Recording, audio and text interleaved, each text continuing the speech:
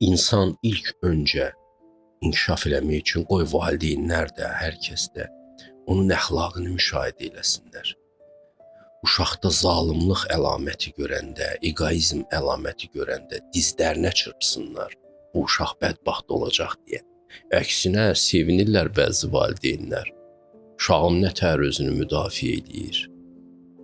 Məsələn, siz dediniz, mənim yadıma düşdü.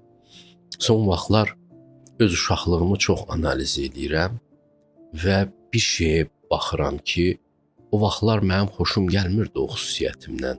İndi fikirləşirəm ki, məni elə o xilas edibdi. Məsələn, mənə şapalaq kimi həqiqəti tərs deyəndə, bəzən elə şapalağın özü ilə bərabər verəndə o həqiqəti, mən hirslənirdim, amma o adamın da haqlı olduğunu ağlımdan çıxara bilmirdim.